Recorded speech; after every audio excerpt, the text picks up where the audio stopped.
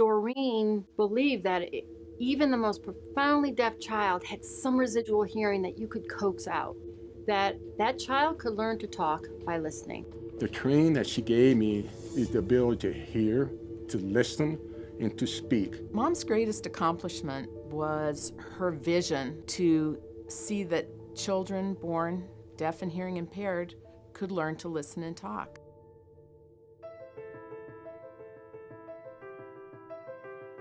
As strong and enduring as the Rocky Mountains they stood beside, as visionary as the views of the Grand Plains they looked across, the women inducted into the Colorado Women's Hall of Fame are trailblazers whose work has improved and enriched our lives. They are teachers, scientists, ranchers, leaders in business, education, religion, and the arts. Women who have been recognized for their many contributions to our state, our country, and the world. I'm Renelda Muse, and these are the stories of great Colorado women. A deaf baby today does not have to live in a silent world. First time I met Doreen, it's like yesterday. She had the biggest smile. She radiated a lot of confidence, and she was very encouraging. And she had that passion that she wanted me to be successful, that she believed in me. Before Miss Pollack, I started with a body ache when I was 3.5 years old, and she noticed I couldn't hear through my radios. We found that 95% of the children who had been labeled deaf did in fact possess some usable hearing and could be taught to use that hearing to learn speech and language with the aid of the modern hearing aids, even in the first month of life. People in those days believed that hearing aids were only for old people, not for children. When I was about 10 years old, I got ear level behind my ears. It's really great for me to play football, basketball, and all sports. Doreen believed that even the most profoundly deaf child had some residual hearing that you could coax out. And once you did that and started developing that auditory center in their brain, that child could learn to talk by listening. If we can do that, then they should be able to learn spoken language just like their peers who don't have any hearing loss. That's what you do when you're a baby, identifying sounds and listening. Learning spoken language when you're deaf and not developing listening forces you to rely on the visual. Basically one option. Your child's deaf, then they need to learn sign language. A couple things happens with that. One is that you don't articulate in a natural way because you can't hear the sounds. The other is academics are a struggle for two reasons. One is, what's reading? Reading is breaking down words into their individual sounds. If you don't know what that sound is, it's very difficult to be a competent reader. The second is, research has shown us that up to 50% of what a child learns as they're growing up is through incidental listening. So if you can't hear those conversations, think about all that learning that you're missing out on. Back then, they just put kids who had hearing loss in deaf and blind school without giving them a chance to be successful. You can't communicate with normal people, You can't get a job that anybody can do, I mean, there's no way you could get a job with silent language. An acopedic approach is designed to train that remaining hearing to its fullest potential. She said, we're not training the ears to hear, we're training the mind to interpret what the ears hear. She was a pioneer of this. Nobody had ever done this, teaching kids to speak and to hear. That was unheard of. The therapy teaches them that sound has meaning, and once they start to make those connections and start to be able to pull out the individual sounds in their environment, that's when they can start to learn to talk by listening. My mom said the first time they put hearing aids on me, she said your eyes just lit up. It was just all this sound was coming to you and you were trying to figure out where the sounds were coming from. Oh, what can you hear? And she also helped the parents so much too, to give them the confidence that they needed to work with that child. Well, I think my parents and my whole family, my relatives and everything, I don't know what, but they just helped me the whole way through. I came home, spent time with my mom and my dad to go over vocabulary words, different teaching that Doreen had equipped my parents to do. And by her leadership to provide that to my parents helped me to be successful. Doreen brought the parents into the therapy sessions. That was something very new and different. So Mom and Dad have to take an active part in training of that child. She had to do a lot of convincing because my parents had no finished product. They had nothing to look at and say, this is how your child's going to turn out. They just had her word that I was going to be okay. This program was very unique. The therapy was individual. It was Doreen and the child. You weren't learning in a group. You were learning individually. It's a big old clock. She would cover her mouth while she's working with you, Why does she cover her lips up? and that was to keep me from lip reading. She made me listen. And then she used flashcards, and on these flashcards were pictures. Like an apple or a ball, and made me listen to the sounds of it, of the words that associated with the picture. If I didn't say them right, she would correct me. I was able to associate the words and the picture as being the same thing. And after that, then I was able to put sentences together. And that way I could communicate that way. Because a child is constantly challenged to listen and respond to sound, he gradually overcomes his original handicap, and sound becomes part of everything he experiences and learns. Then Doreen took it another step and said, these children need to be in mainstream environments. I want to make sure that everything that they're hearing is good sound. And so what better way than in a classroom or in activities with typical hearing children. At the time, the hearing impaired child was never seen in public school. She gave so many children the opportunity to be in a normal hearing world. Are mainstreamed in their education. They can play musical instruments, they can be in the choir, they can learn to dance. Their activities are no different than their hearing peers, and their academic performance is no different than their hearing peers. So that, on an individual level, is just an amazing accomplishment. Doreen Pollack got the teacher involved as well as my parents. She always told the teacher, make sure you're standing in front of Linda when you're talking, so then she can understand what you're saying and understand the things that are going on in the classroom. The teachers understood what my hearing loss was about and what it was and how they could work with me in the classroom. And so this opened up a whole new world for the child. You know, for the first time, children could listen and talk and be in a regular classroom. It was amazing that this was possible.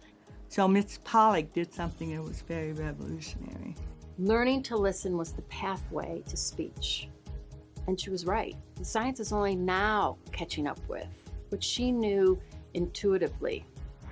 Molly, how are you doing at school these days? It's all right. Molly, I hear you went to a different kind of camp this summer. Where did you go? I went to a camp called Rocky Mountain Soccer Camp. Mom became well known once her book was published.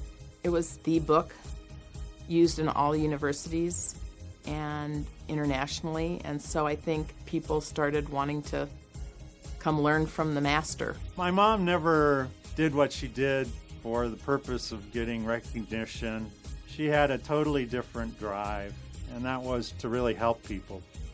She helped kids to learn to listen and speak because she never gave up on us. My mom was born in Birmingham, England. Birmingham was a fairly large industrial city in the middle of England, and she grew up in a very large, loving, supportive family. My mom, being the oldest child within her family was looked up to as the leader. She loved leading all the kids in various activities. So she used to figure out ways that they would put on talent shows or little plays. She was very creative always and loved theater, reading. Maybe she didn't realize it at the time, but I think that was all part of her makeup, was that she was going to be a leader in something.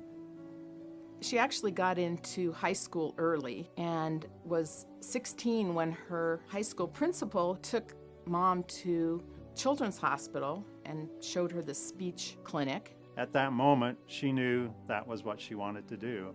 There was one program for speech therapy, and it was in London, and so at 16 and a half, she went to the University of London. That was right kind of at the beginnings of what was going on leading up to World War II. In the war, she said, "I'm not going to bomb shelters. Those are claustrophobic. If I'm going to get hit by a bomb, it's just going to happen." And it really gave me a perspective of her fortitude, which was, yeah, this is going on, but I'm going to deal with it and go on with my life. But in her second year, they started digging trenches in London. She had to move out of London. They evacuated most of the young people out of London. And she went north and taught in a small town. And that's where she found a clinic and started working with children. She was helping people with all kinds of speech problems, stuttering, or adults who had had strokes. She did get back to London, and that's where she met my dad.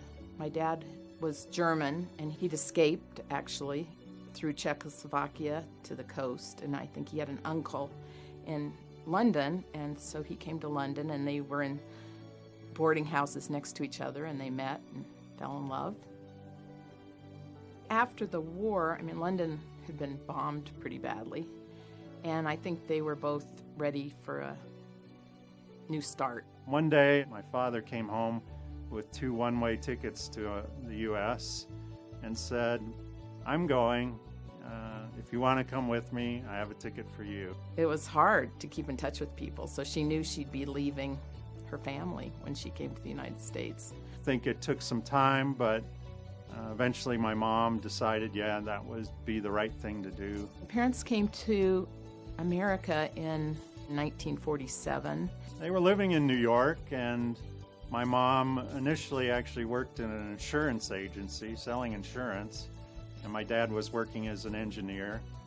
But my mom eventually went to work for Columbia Presbyterian Hospital in doing speech therapy. And I came to the United States as a World War II bride. And there I worked at Columbia Presbyterian Medical Center for the Dean of American Otology. At that time, she got more involved with hearing aids. They were just coming into existence. And she was involved in trying to fit hearing aids on children who were born deaf. And he gave me that assignment. Find out how soon we can test these babies, how soon we can put on a hearing aid, and what are you going to do then that's different from what everybody does now, which was to teach lip reading or signing. Mom started working at New York Hospital, and then she and Dr. Fowler started a preschool program at Columbia Hospital, and then they decided they'd take it further and started a speech and hearing clinic at Columbia Hospital. My dad lost his job because the company he was working for went out of business. They didn't have many belongings because you couldn't take that much. And not soon after they settled in, somebody robbed their apartment. And he and my mom had just had their first child, my brother. They decided they didn't really want to raise a family in New York. It was just sort of too crazy. So then my dad got on a bus and went across the country and came back. He said, "I'd like to move to Denver, Colorado." He fell in love with Colorado because of the mountains. And she said, "I think that's a good idea." She saw the potential because it was smaller and it would be a great place to raise a family, and she loved the mountains too. off they went to Denver, Colorado. Unfortunately, when my children were little, I came to Colorado and caught polio and was paralyzed from the waist down. Mom got polio and was in an iron lung. They told her, you'll never walk again. And she said, yeah, watch me. It took me about 4 years to learn to walk again without crutches or canes or wheelchairs. Just worked and worked and worked. And of course, she did learn to walk again. She didn't focus on what she'd lost. She focused on what it was possible to regain. I learned from that experience that you don't have to live your whole life limited by a handicap. A handicap can be overcome. Living in Colorado impacted her life in many ways. You know, it was small enough that if you wanted to do something, you could do it. Eventually, she went to the University of Colorado Hospital, and she began doing speech therapy with Marion Downs. When all my children started school, I decided I would like to go back to my profession full time. A doctor I knew said, well, is there a speech and hearing clinic in South Denver? And I said, there isn't one except one at the university where they're training students. No, he said, I don't want my patients to go to students. Why don't you start a clinic? Eventually, she decided to go out on her own, and she ended up at Porter Memorial Hospital and convinced them to let her open a clinic. At Porter, she wasn't just teaching children. She was also doing stroke therapy, stuttering, teaching people to talk again with the tracheostomy. How wonderful of Porter Memorial Hospital to give her the opportunity to develop her therapy method. When Doreen was developing this program, it was at a time where no one thought that anything could be done for a child with a profound hearing loss. You know, the hearing aids just weren't strong enough. She came up against so many obstacles. As a woman, of course, it was difficult to be a pioneer. For a long time, professionals didn't believe that even though she had good results, that this was really something that could be accomplished universally. And it was very difficult for her to break that thought process. I remember her saying that pediatricians and the doctors in the field were often the most difficult to convince that there was another way. There was the whole educational community that said, no, these children need to go to a separate school. They need to learn how to sign and lip read. And she fought that whole community. She really had to push her way into the medical community and say, I have something that works. Eventually, she was able to convince enough people that let's try this. There's nothing to lose. It's my opinion that this child should be referred to the audiologist for habilitative measures. One of the things that Doreen was able to demonstrate was that this was reproducible. And it's one thing if one therapist could get great results from these children, but could every therapist trained in this therapy method, could they also have the same results? And the answer is a resounding yes. It was just that drive and belief in herself that led her to be able to do that. The difference between my approach and the deaf educators is that I believe unless we prove that they have learning difficulties, the brains of the deaf child are as normal as the brains of a hearing child.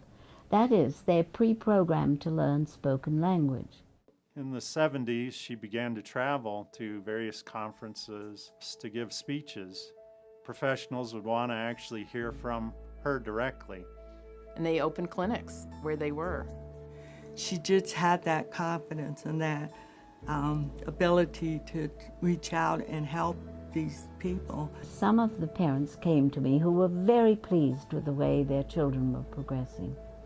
And they said, you know, there are parents who can't afford this or don't have the insurance. And they were so impressed with the results that they wanted to make the therapy available to all children who were born deaf or hard of hearing. Well, a few of those parents got together and formed the Listen Foundation with me. And we've raised a lot of money to pay for hearing aids, and they're now raising money for cochlear implants, and so on. We've raised a tremendous amount of money to help pay for therapy. The Listen Foundation has advocated Doreen's methodology for close to 50 years now. And I don't know of any methodology that is 50 years old and there hasn't been any tweaking to it. No changes have been made to her principles, which is astounding. And the fact that I did it differently, that I can't explain, except my mind told me once I'd had a baby and watched my own child learning to listen, learning to talk. I knew that we went on the right track when we taught them to look, lip read, and sign, because that's not what normal communication is about. And I realized that we were doing things wrong. They knew how to look. They knew how to wave their hands around, but they didn't know how to listen. They didn't know that sound had meaning, and it was important to us. She gave me the tool to be successful. In other words, she gave me the tool to listen, to speak, to hear, to communicate. She gave me all that tool to be there. She created an atmosphere for these kids that the sky was the limit. She was a pioneer in her vision of what she wanted for the deaf children, deaf and hearing impaired children. She just had that confidence and that ability to reach out and help these people.